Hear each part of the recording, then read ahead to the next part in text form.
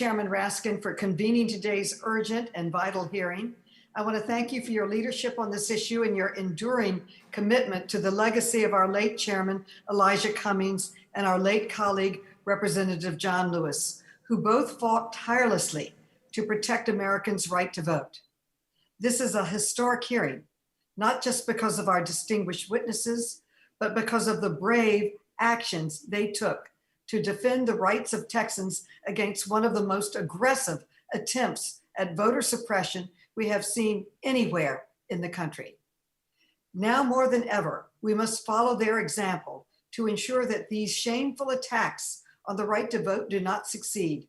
We must fight to fulfill the American promise that voters choose their elected representatives rather than politicians picking their own voters. When it comes to restricting the right to vote, our nation has an ugly past.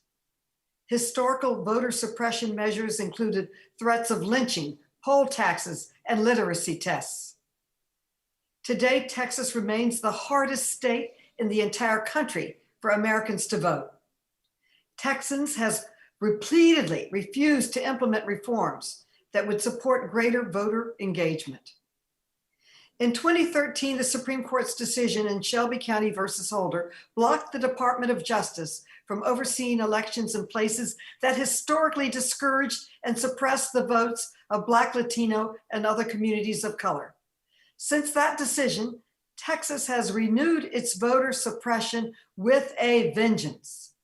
It has closed 750 polling sites, including 452 polling sites in counties with the largest increases in Black, Latino voters and more than any other state in the union. Now, Texan Republicans are trying to add new restrictions to voting.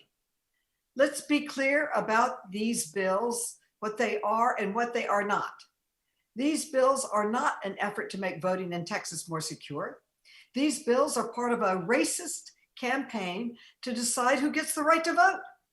These bills takes power and choice away from the people of Texas and let the politicians decide who their voters are.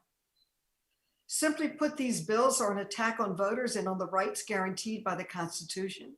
But there is a solution. Congress must act. Congress must pass the For the People Act, which would end institutional barriers to voting and ensure all eligible voters can register and cast their ballot.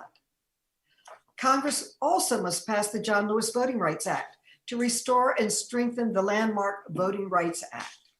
We must seize this moment to restore the vision of America as a nation of rights, where government derives its power from the people, not the other way around.